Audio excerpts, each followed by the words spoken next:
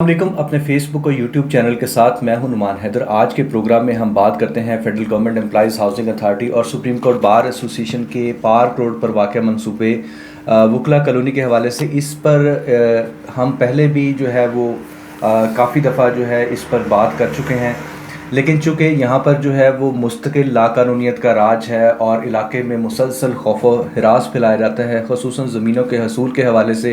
इसमें अगर हम देखते हैं कि Federal government employees housing authority की जो रेगुलेशन है, और इसमें चूँकि ये एक जॉइंट वेंचर मंसूबा है, तो सुप्रीम कोर्ट बार एसोसिएशन जो है वो ज़मीनों को बाय कर रही है। बाय करने के लिए उन्होंने एक आप कह सकते हैं कि एक प्राइवेट जो है वो लैंड प्रोवाइडर रखा हुआ है, और उस प्राइवेट लैंड प्रोवाइडर की जो इलाके के लोगों में जो साख है वो शदीद मुतासर हो चुकी है।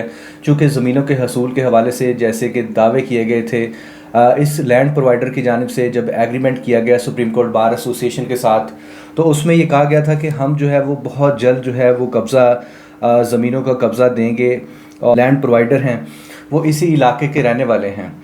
तो इससे पहले जो है एक बड़ी लंबी चौड़ी लिटिगेशन की गई इसी लैंड प्रोवाइडर की जानिब से, और गांव के जो दीगर लोग थे, उस इलाके के मौज़ा मोहरियाँ और तमा के जो लोग थे, उनकी जानिब से।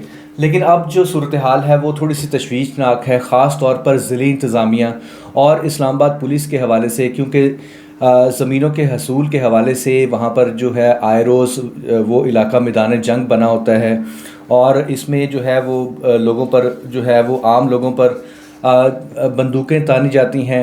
इसी तरह गालम गलोच किया जाता है, धमकियाँ जान से मारने की धमकियाँ दी जाती हैं, जबकि ये वही जगह है जहाँ पर इससे पहले भी एक नौजवान कत्ल हो चुका है। और इसमें जो है वो बदकिस्मती से जो इस्लामाबाद पुलिस का जो किरदार है, उसमें जो है वो लोगों ने शदीद शकूक व शुबहात का इजहार भी किया है।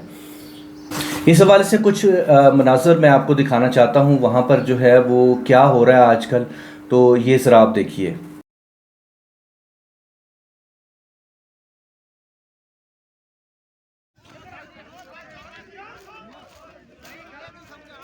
खाला ना।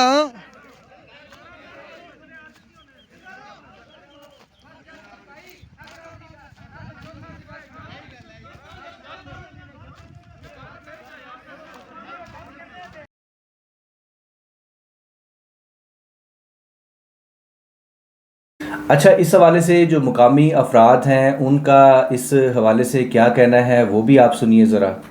2000 कनाल मारे अपने रिश्तेदारा नहीं बाड़ी है। ये नजायज कब्जा करने कोई दीती नहीं की नहीं। एक जात का को कनाल की दिन इस नहीं की दिन तो उसने को नजायज 56 कनाल जबरदस्ती ना कराई की दिन स्टाम भी कोलती आया।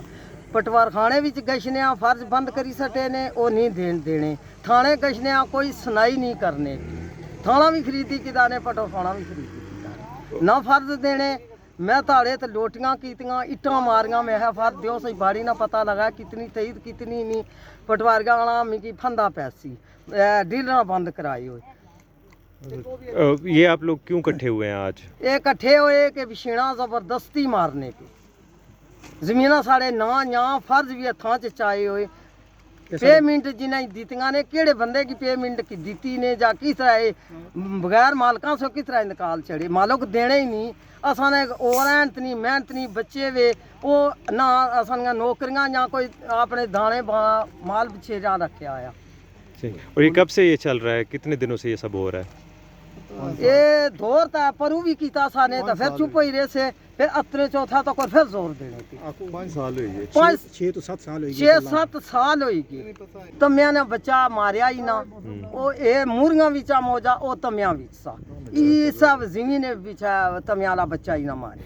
आसानी के जमीन नहीं देनी असा कुदर कछी है ना सारे एंत ना मेहनत ना नौकरियां अपने गुजारे करने माल बच्चे रखे गरीब बंदे या फिर असं समुद्र सट्टों बाल बच्चे सड़े चाहिए क्यों हाँ फिर मारी सट्टों फिर क्या कर गया कुदर गच्छी है। पुलिस भी नाल शनी ने नाल पुलिस शनी नाल बड़ा आया आ तो कर मारे सामने गल हुई। मैं खुदा ना ना ये चला कोई बिछना बंद कर मारे सामने करो सही जी खलती गड्डी आना अम्मा मैं तुझी पहली बारी वेख्या सह मैं आईया बिछना बंद होनी सही कोल खड़ा ही सारा काम कराया कोल खलीत कराया बड़े इत्थै खलते उन्हें विछीना लिया आओ तक गईयां माड़ा दिल थिड़की गया इन्ना पानी दिता उन्हें विछीना लिया मैं झूठना मारे आना अम्मा हार्ट फेल हो गया सी हाँ पानी मैं है ना विछीना मारो विछीना खुदा ना ना विछीना डको मालकी ज़मीन है।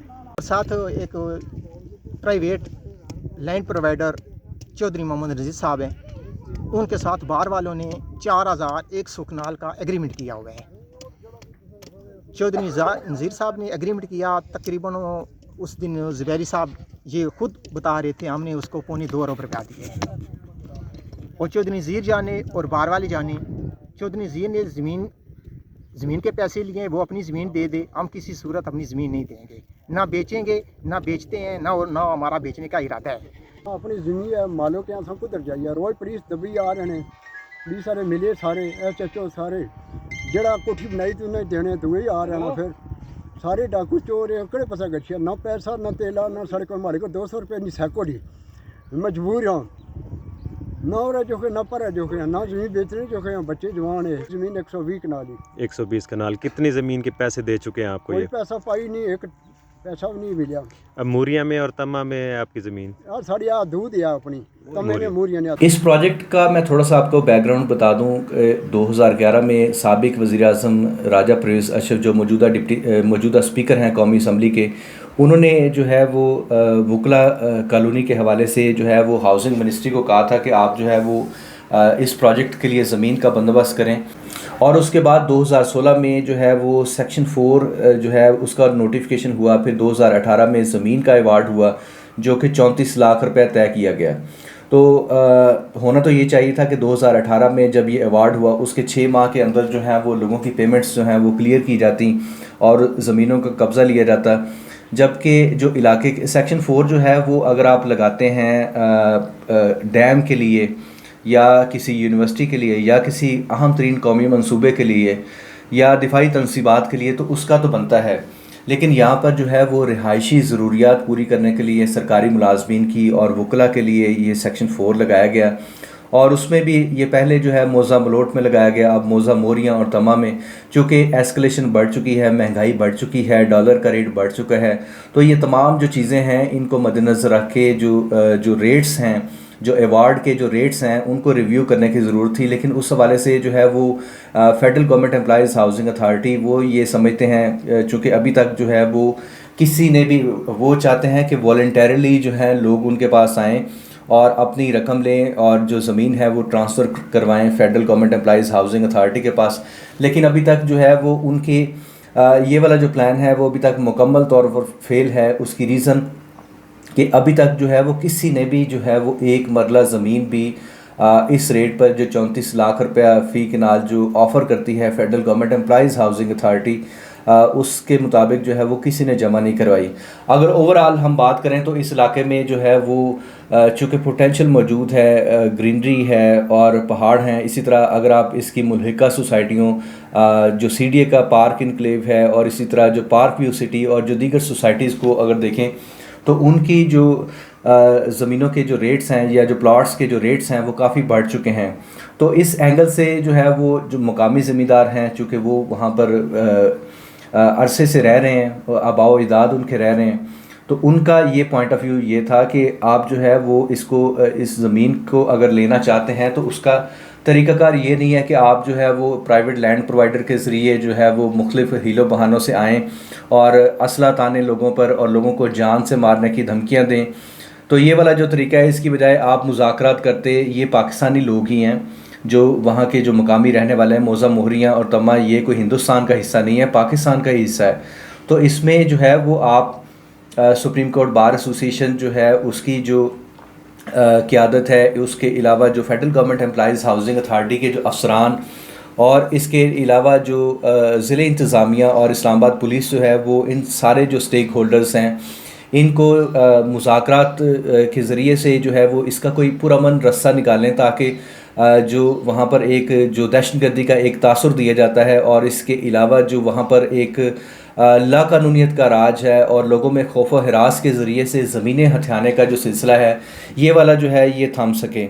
अच्छा, इसमें जो है वो 27 मई को जो है दिन 11 बजे एक वाक़या पेश आया और वहाँ पर जो है वो नज़ीर एंड को एक प्राइवेट लैंड प्रोवाइडर कंपनी है, उसने क्योंकि तमा से मोहरिया की तरफ आते हुए जो ज़मीन है इसमें कोई 84 कनाल ज़मीन का कोई इशू है, जिसमें चूँकि जो मुकामी ज़मींदार है उसका कहना है कि जो नज़ीर एंड को ने धोखाधड़ी से ये ज़मीन ट्रांसफ़र करवाई और इस ज़मीन की जो ट्रांसफ़र की जो कीमत थी वो आधी जो है वो federal government employees housing authority, जबकि जो बाकी मादा जो रकम थी वो सुप्रीम कोर्ट बार एसोसिएशन के अकाउंट से आती है।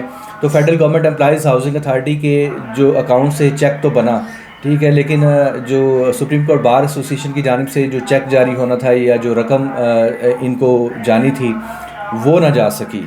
अच्छा, दूसरा सेक्शन 4 के बाद यहाँ जो कन्फ्यूजन है वो ये है कि देखें सेक्शन 4 के बाद जो है वो दो मोज़ा मोहरियाँ और तमाम की जो ज़मीन है वो हाउसिंग अथॉरिटी ये कहती है कि ये एक इन दो इंतकालों के ज़रिए से जो है वो हमारे नाम पर मुंतकिल हो चुकी है।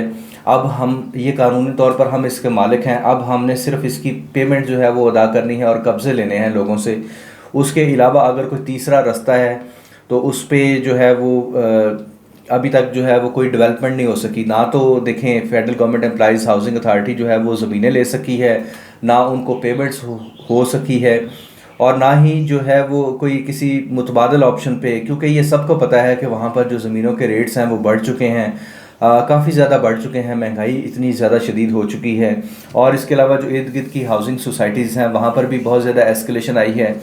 तो इन तमाम फैक्टर्स को मद्देनज़र रखते हुए, और सबसे जो बड़ी बात है कि इंसानी हकूक़ की जो एक बहुत बड़ी वायलेशन है कि आप जो है वो आइन के आर्टिकल 24 में जो है वो उसमें तरमीम करें और उसमें जो है वो हाउसिंग फॉर ऑल, मतलब ये जो है वो एक प्राइवेट प्रॉपर्टी थी जिसको सेक्शन 4 के ज़रिए से, सेक्शन 4 किस लिए लगाया गया ताकि जो सरकारी मुलाजमीन और जो सुप्रीम कोर्ट बार एसोसिएशन के जो सीनियर वकला हैं उनको रिहाइशगाहें फ़राहम की जा सकें।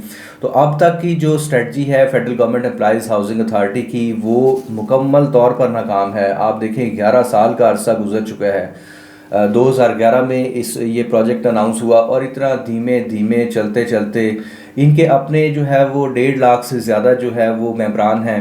तो अगर वकला जो है वो उम्मीद रखते हैं कि federal government employees housing authority जो है वो उनको कोई प्रोजेक्ट बना के देगी तो वो इस भूल से निकलें और अपने लिए कोई जो है वो कोई इंडिपेंडेंट डिसीजन लेने की कोशिश करें। तो इस्लामाबाद पुलिस और ख़ुसूसन जो SHO वहाँ पर तैनात हैं नईम मिन्हास, उनकी रिस्पॉन्सिबिलिटी है कि वो ये तासुर ना दें कि वो नज़ीर एंड को का कोई जो है वो पार्ट हैं। तो ये तमाम इश्यूज़ थे जिन पर मैं आपसे बात करना चाह रहा था, और जो मौजूदा सूरत हाल थी इस प्रोजेक्ट के हवाले से, और इसी तरह जो federal government employees housing authority और जो हाउसिंग मिनिस्ट्री है उसके ऑफिशर्स को इसमें जो है वो कोई लाहेअमल बनाना होगा कि ज़मीनों के कब्ज़ों का हसूल अगर उन्हें चाहिए तो उसका कोई एक ऐसा हल निकालें जो कि तमाम स्टेक होल्डर्स के लिए काबिल कबूल हो। और ज़मीनों के हसूल का ये वाला जो तरीका है तो ये बिल्कुल भी जो है वो मुनासिब नहीं कि आप जो है वो औरतों के साथ मुकाबला करें, बच्चों के साथ मुकाबला करें, लोगों पर गन तानें और इस लोगों को जान से मारने की धमकियाँ दें और इलाके में खौफ व हिरास फैलाएँ। यकीनी तौर पर जो वफाकी दारुल हुकूमत है उसमें जो बड़े ओहदों पर बैठे जो लोग हैं उनको यकीनी तौर पर सोचना होगा कि इस तरह के वाक़यात और इंसानी हकूक़ की खिलाफ वर्जियों से आलमी सतह पर हमारे मुल्क का इमेज ख़राब होगा और एक अच्छा तासुर नहीं जाएगा। तो ये था हमारा आज का प्रोग्राम। आपसे गुजारिश है कि हमारे चैनल को लाजमी सब्सक्राइब करें और बेल आइकॉन भी दबा दें ताकि इस तरह की मज़ीद इंफॉर्मेटिव वीडियोज़ आपको मिलती रहें। बहुत शुक्रिया।